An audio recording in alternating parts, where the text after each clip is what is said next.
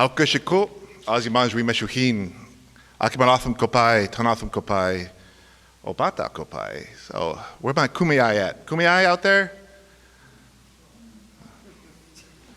Where my Native Americans at? Yeah, got a few? Yeah. Where my settlers at? That's the rest of you, that's right. Woo, settlers, yeah, settlers. Let's hear it, yeah. There's a lot of you. Oh, let me tell you. So I also went last because I'm the naughty one. You know, the academic you think would have written the most, right? But I didn't. I actually only wrote like 3 pages worth of stuff. And so either we're going to go into a really fun discussion and hopefully maybe you guys might say some things back to me at the same time because trust me, hours in front of students with their eyes glazed over. I want to know that there's still human life out there, right? So, anyways, I bring up the whole settler thing and the Kumeyaay thing because I think it's really important that you have a sense of place. This place is not the United States. It is not California. It is not San Diego. Y lo siento, no es Aztlán tampoco. This is Kumeyaay land. Where we're standing is Kumeyaay land. And the words that I said earlier were Kumeyaay. And basically I introduced myself as, my name is Ozzie. I am Akimal Atham and Tahan Atham, who are people from the Sonoran Desert, as well as Maupata as well. I describe myself as a true love child of the Sonoran Desert. You know, all those people kind of getting together and here I am. I'm also part European, but I can't prove it.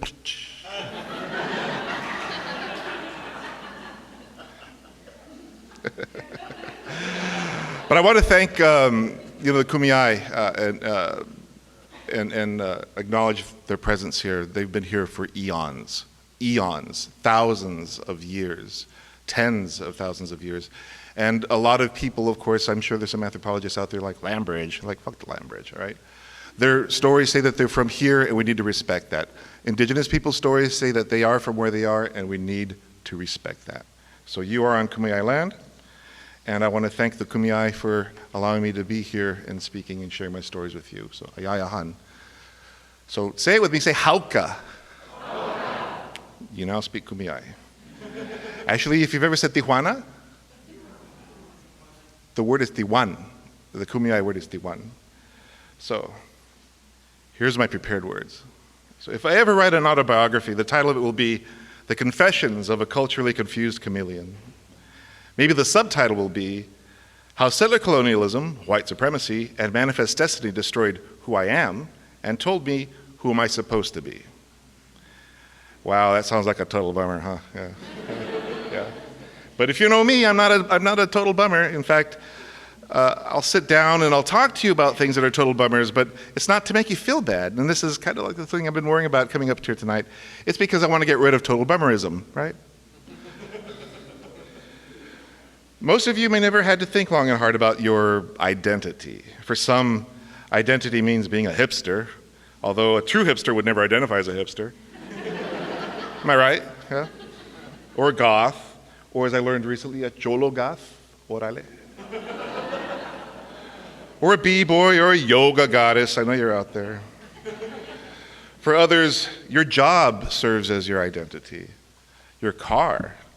And as I've noticed on the rearview mirrors of some pickup trucks on the freeways, your guns. Some people conflate nationality with ethnicity and use that as their identity, such as Mexican, French, British. However, in this society, a society as which the headlines in the news remind us on a daily basis, it's still a very racist society. And some of us have our identities marked by our skin, by the very nature of who we are, but is defined by what someone else says we are. Many of us don't even know who we are, and I still don't know who I am, but I'm going to tell you what I do know. So that's my prepared statement. So now we're either going to have me standing here staring at you all, or we can engage in like 20 minutes of Ask an Indian. Right? Do you really live in a teepee? No. So, Indians are funny, man. If you had to put up with this shit, on a regular basis, you would develop a very keen sense of humor. We're not stoic. You guys need to hang out with us and, have a good time. By the way, my shirt, I want to draw attention to this right now. Up in North Dakota, there is a struggle going on against the Dakota Access Pipeline. So this is one of many pipelines. Just a couple years ago, we had the Keystone XL pipeline issue. There are so many things that are going on. Part of what I want to walk away with, well, for you all to walk away with from this discussion, is to become better human beings. And, we only got this one planet, right? Let's quit fucking it up so that we can, persist as a species. Yeah, it's a good thing. Trust me. So me, I was born in Los Angeles in a place called Huntington Park, California in 1967. I'm going to be 50 next year. Can you believe that? So, yeah, woo, still alive. Most Indians are dead by 50. Yeah, it's a fact. Statistics, healthcare, that kind of thing. It's diabetes is a thing, right? So when my parents moved to LA, my mother is from a small town in southern Arizona, which is where my people are from. If anyone ever heard of us before, Akabalatham, Tanaatham, yeah? So the Sonoran Desert, basically between south of Phoenix and into Sonora itself, the state of Mexico, is the ancestral homeland of Atham people. There's also Inde people, Apaches, Opata people, another family, ancestors that I have. So my mother moved from there to Los Angeles, and that's where I was born. So I'm the first person from my family that was born in the state of California. At the time, it was still legal to deny people the ability to live in an apartment based on what they look like. If the landlord didn't like you just because you were brown, that was it. So there's some progress, right? That's changed a bit. The first word that I learned wasn't even my name. It was Chinito. And ¿Quién habla español? Chinito literally means little Chinese boy. If you're familiar at all with Mexican racism, everyone from Asia are Chinese. Todos son chinos, right? ¿De veras? Am I lying? No. So it was because when I laughed as a little child, my eyes would squint. No, this is racist, right? To call me Chinito. And so I was so convinced, though, this is so funny, that I was Chinese. That, I kid you not, in kindergarten, you know how you do the fundraising thing where you're selling peanuttles or whatever thing. So I come home with this box of peanuttles. Now, my last name is spelled M-O-N-G-E. Now, I must have been a bright kid, because I dropped the E, and I flipped the M, and I became Oscar Wong. Right? This is a true story. I come home with my box of peanuttles. My mom says, "You got the Wong box?" No. Oh, no. She says, "Mijo, I think you got the wrong box." And I go, "No, Mom, this is my box." It says, "Well, it says Wong on it." I said, "Yeah, that's me." So you can see why I'm going to come up with the confessions of a culturally confused chameleon. Now, it's funny, right? So it gets better. So my father, he's típico norteño cabrón. He wasn't around when I was born. And so I grew up without a father. Although, well, I have a father, but you know what I'm saying. He wasn't present in my life. And if you've ever seen the movie Smoke Signals, it's good and bad. So not having a father around was a big factor, but it probably would have been worse had he been around. Other story. So my mother remarries, and we moved to Hawaii.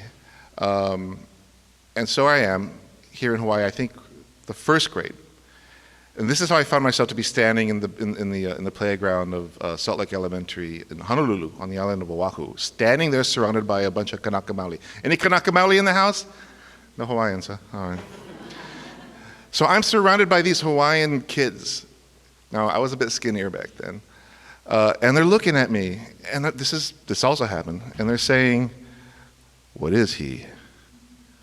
One kid says, "I don't know, but he kind of looks like us." And the other one kid, "Should we beat him up?" And there was a moment of silence. I'm like,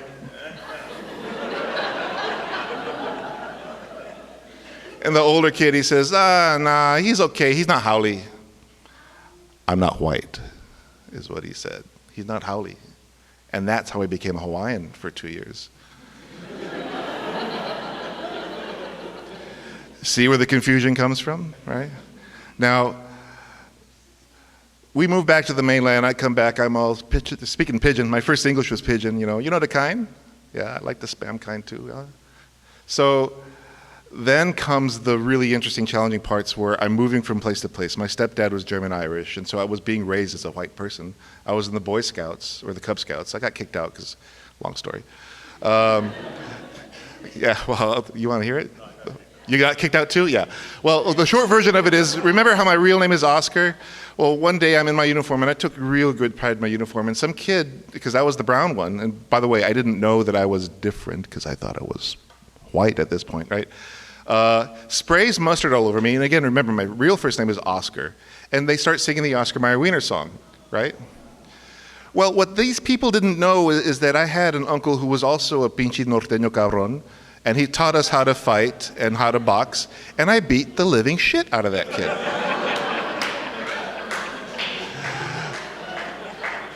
Which got me kicked out of the Cub Scouts. This incident, by the way, this sort of scenario repeats itself several times in my life where I show up in a place. And I was very bookish, by the way. I was in a program back then called Mentally Gifted Minors. It's been changed to something else now.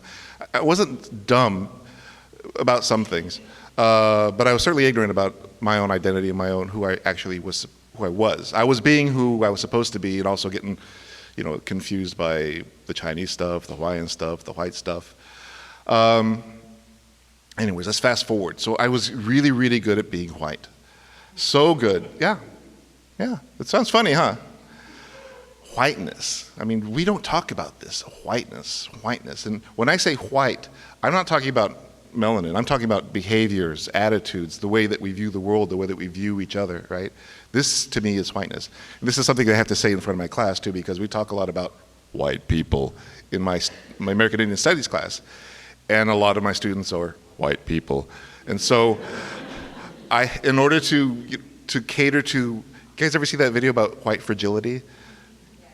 So I always stop and say, I'm talking about behaviors. I'm not talking about your appearance. And it's true, right? It's true. You laugh. It's true. I was so good at it. I joined the military, joined the Navy, became an officer. Apparently I was smart enough to get a scholarship, and that's how I came to be in San Diego in 1985. I went to the University of San Diego, which is a private Catholic school. I did not belong there. But I had a good time. And then after that, I served in the first Gulf War, Operation Desert Shield, Desert Storm. I came out a lieutenant, and then I went into the defense industry. Well, with a brief stop selling peripheral devices for a year to the bases here. And then I got picked up by a small defense contractor, which led to me getting picked up by another defense contractor. So this career spans about 15 years of my life, where I was very good at doing what I was doing, selling military hardware. I was an arms dealer. It's what I did. I was involved with sorry, it gets better. And then 9/11 happened.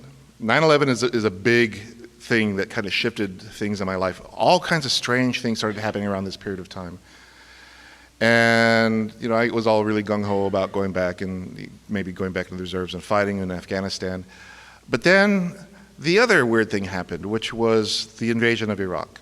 Now, at this point, I'm a vice president. I was a vice president of what was then the 12th largest defense company in the United States. I was good at being white. I wore suits. I went to DC a lot. I spent most of my time in DC doing business development, working with Lockheed Martins, all of the big defense contractors. And then there's small moments where you're reminded that you're not white, like on the golf course, when somebody that you don't know comes up to you and asks you to go fix that divot. I'm like, what? Or when you walk in the boardroom and they're talking about how hard a bunch of Mexicans to come, I'm like, excuse me, they're people, don't speak about them that way. Oh, what are you worried about? You're not one of them. You're not like them. Oh, my cousins identify as Mexicans. Yes, I am like them. So this series of events that came into being, the invasion of Iraq, which really pissed me off because at the time I was working with drones. You guys know about drones? Yeah, I got some skeletons in my closet. And having been working pretty closely with the intelligence community at the time, I knew that, a lot of us knew, that Iraq, the invasion of Iraq, was a bunch of bullshit. So I started soul searching. Well, actually, I forgot the good punchline to this. One day, I was cleaning my closet out, and I found this box that was covered with dust. I opened it up, and there was a jar in there. And guess what? It was my soul. Right? And I made the mistake of opening it. Right? I opened it. I opened that box. There wasn't a real box, but you know what I mean. Divorce, the war, and then this deep voice. Anybody know Guillermo Gómez Peña? Anyone ever heard of Guillermo Gómez Peña? Yeah, that's right, GGP. Guillermo Gómez Peña habla como así. He's got a really deep voice. He's from DF, from Mexico City. He's a performance artist. And he was, at the time, I was listening to KPBS driving home. I know, a defense contractor listened to KPBS. That was weird. And he's talking about this thing called Temple of Confessions, which, by the way, this vulnerability booth kind of reminded me of that particular installation. And for the first time, I'm hearing this deeply accented voice talking about what other people think of him. They set up these booths where people would come in and confess their cultural sins, about how they thought about brown people. And then it started occurring to me, wait a minute, I'm kind of brown. What? And then I start thinking about these other things, like the golf course incident or walking in. How do people think about me? And so I became a little bit more aware. And then one flight back to DC, and this was the thing that pushed it over. We did a quick layover. Actually, I was flying to Baltimore, but layover through Phoenix, and this elder comes on, and I guess he was from San Carlos. I never really asked him. He's in Apache. And he sits next to me, and he looks at me. And I go, he goes, where are you from? Now, if you're native, those are loaded words. Where are you from? I'm from LA. He goes, no, where are you from? I'm from LA, Huntington Park. Where are you from? From LA. And he hit me. You don't know who you are. You don't know where you're from. I'm looking at you right now and I see you. You're an indigenous person. You're a native man. You better go talk to your mom. 3 hours I had to sit next to this guy.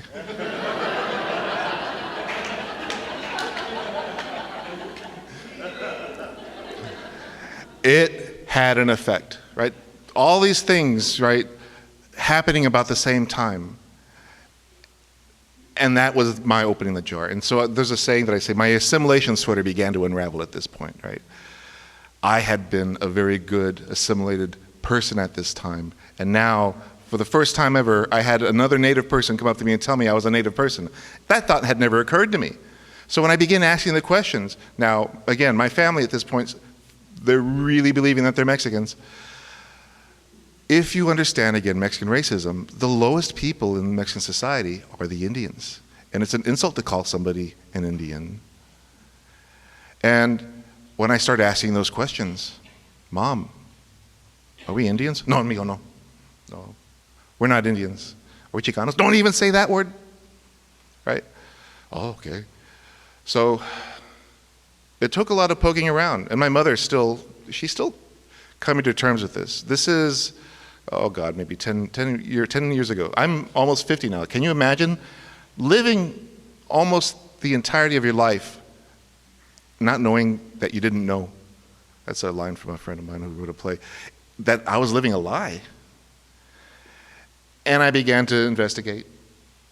And there's a really cool poem out there by a woman named Deborah Miranda. She wrote a book called Bad Indians. And in it, there's a poem called Lies My Ancestors Told for Me.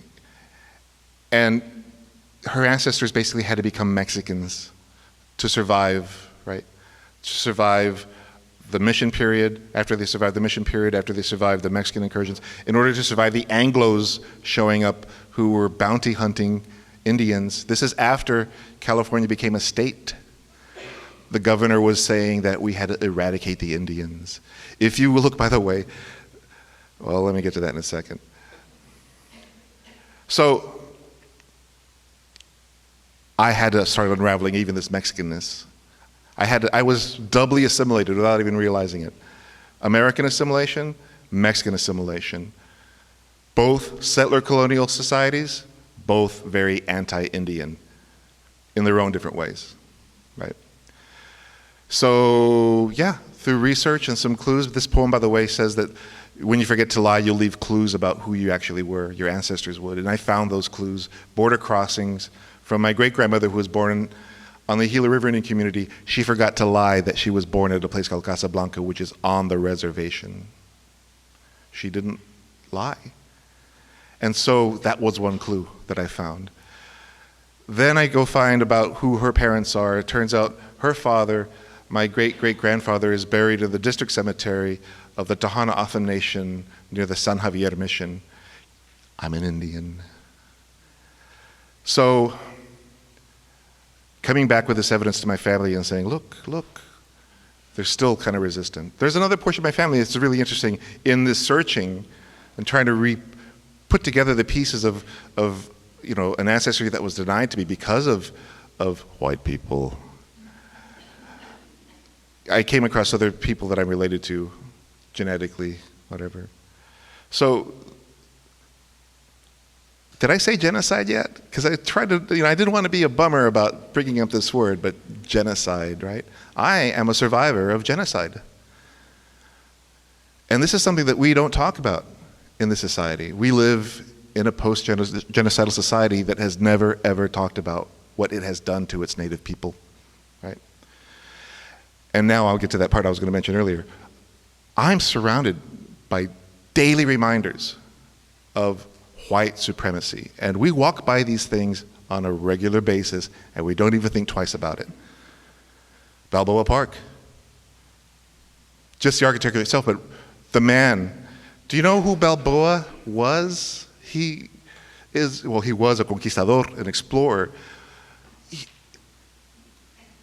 To put this together really quickly, remember the shooting in Florida, the nightclub shooting, that tragic event? I wrote the next day about Balboa. Balboa, in one incident in Panama, gathered 40 men that he thought were lecherous because they didn't conform to his standard of what a man was. He thought that they were homosexuals. He gathered them together, 40 people, and he sicked his trained mastiffs on them, and they killed them and they devoured these people.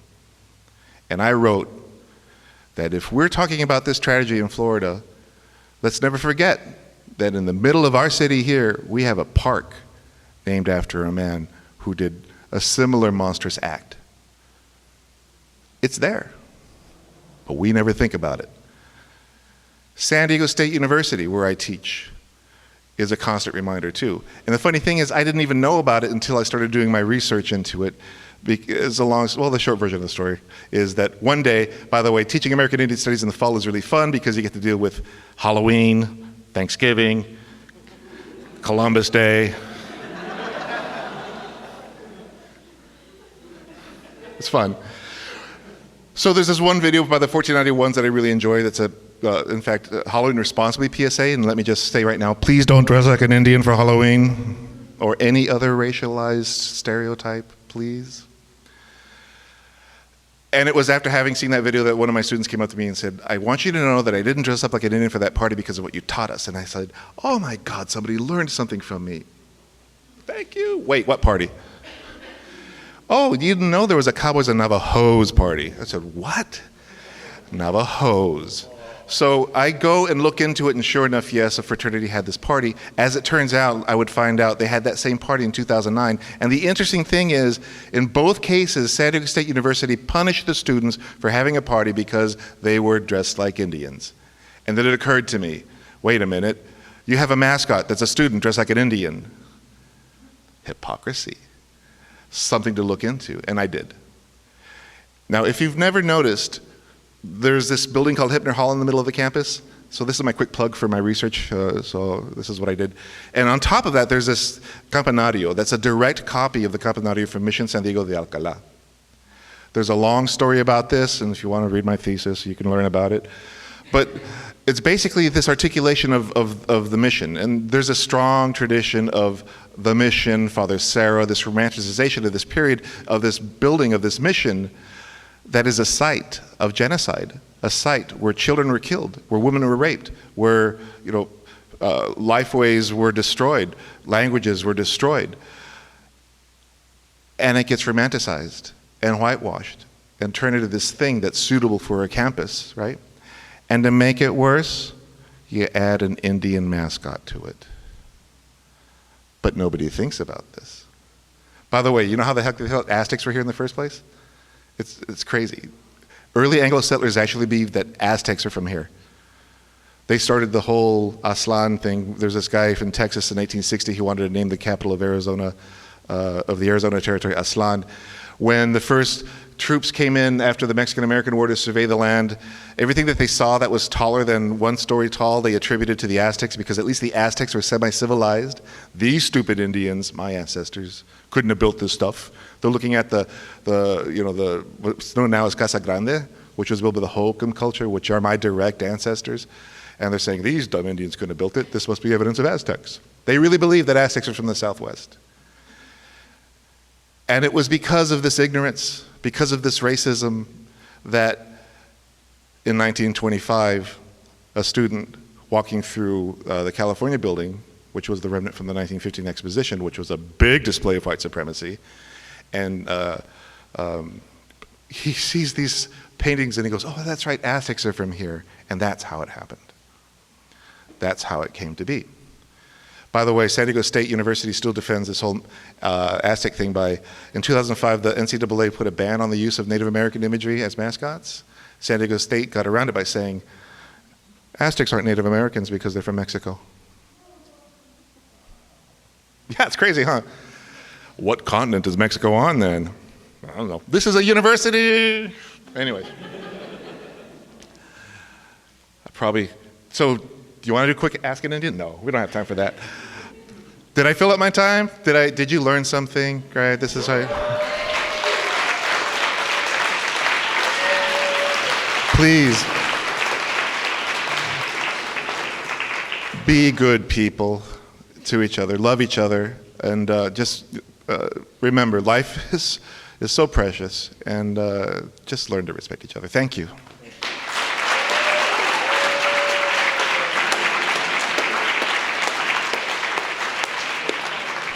That was Ozzie Monge.